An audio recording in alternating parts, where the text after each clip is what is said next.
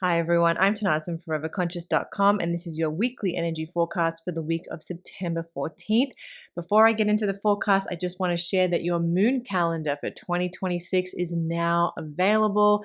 I've been doing these for a few years, so if you're familiar with them, it's all the things that you know and love. Each month, comes with cosmic artwork, a cosmic inspired affirmation, and then the dates for the full moons, new moons, eclipses, retrogrades, zodiac signs, all that good stuff, some Stargate portals.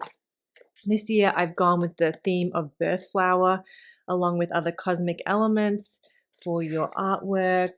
So if you would like to get your hands on that, you can find it on Etsy. Just simply go to the link in the description box below, and your support really means a lot when you purchase these calendars. It really helps me out a lot. So and I hope you guys like it too. So if you're interested, check that out. And then this year in the back, room for some intentions and journal prompts for each month of the year. So if you would like that, you can find it on Etsy, and the link is in the description box. Okay, so let's get into this week. We are in that sensitive time in between eclipses. This is when we're moving from one eclipse to the next, and we think of it like we're moving from one state of consciousness to the next. So we're coming out of that blood moon eclipse energy. That was a very intense blood moon eclipse that we had back on September 7th. It really was bringing emotions up and out. It was a very emotional or emotive eclipse.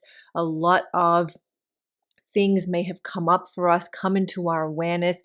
A lot of deep emotions might have been brought to this forefront for us to deal with and navigate. It was an emotionally intense eclipse. Now we are moving towards the solar eclipse on the 21st, which is in the sign of Virgo. And solar eclipses have a little bit of a different energy signature. While all eclipses are points of transformation and leveling up in terms of consciousness, solar eclipses tend to be a little bit lighter. They tend to open new pathways. They are points of new beginning, and they do represent this sort of opportunity that we all have to begin again, to start over. So while there is that lightness attached to the solar eclipse, there are some heavier elements around it. So I actually kind of feel like it's going to be a little bit more intense than your average solar eclipse. Saturn is very involved in this eclipse, and when Saturn comes along, it can just add this heaviness. It can just add this feeling of being held back, feeling of being restricted, feeling of coming up against a brick wall. You know, you're trying, and you just keep getting met with boundaries and resistance. And that can sometimes happen when Saturn is involved, especially under a solar eclipse. We have to, though, if we find ourselves dealing with this, we have to be patient. Saturn really teaches us stamina and persistence and just trusting in the timing. Saturn likes to move very, very slowly, likes things to go slow. So we really do have to practice a little patience. With this solar eclipse falling in the sign of Virgo, immediately our attention kind of turns to mind, body, soul, because Virgo is represented by the Virgin. And here, Virgin is said to mean mind, body, soul, being a sovereign being of our mind, body, soul, being in charge of all aspects of our body. We're not looking for external sources. We're not looking outside of ourselves. We're looking for our inner God. We're looking for to treat our body as a temple, to treat our wisdom as powerful and as knowledgeable as we are a higher source, to look at our inner wisdom, to know that we can. So that's where we're getting this idea of virgin from with Virgo, that we are whole and complete in ourselves. So anything that's not making us feel whole and complete, anything that's taking away from that is going to come up for us under this eclipse. While solar eclipses can open new pathways, there's a lot of energy around this eclipse that still wants us to close doors, that still wants us to tie up loose ends, that still wants us to let go of things. And I really think we're coming back to this question, or coming back to this idea: how do I return to wholeness? How do I bring myself back into a state of wholeness? And wholeness might mean something different to you than it does to me. So, really honoring whatever that means to you. Also, with Virgo, Virgo rules over the digestive system. So, I also can't help feel that we're digesting, we're processing, not just the food that we eat, of course, just emotions, our journey, where we've been, where we're going. How can we digest? And if we think of the process of digestion, we take the nutrients, we take something in, we absorb all the nutrients, we take what's good, and we discard the rest. And that's really what we need to do on an emotional level too. We take in the emotion, we take in whatever's going on for us on a mental, emotional, spiritual level. We take what's good and we discard the rest. We don't hold on to it. And I think that's really going to be a nice analogy for moving through this solar eclipse energy. What do we need to digest? What do we need to assimilate? And then what do we need to let go? I think if we return to these ideas, we're going to find a little more ease as we navigate the solar eclipse.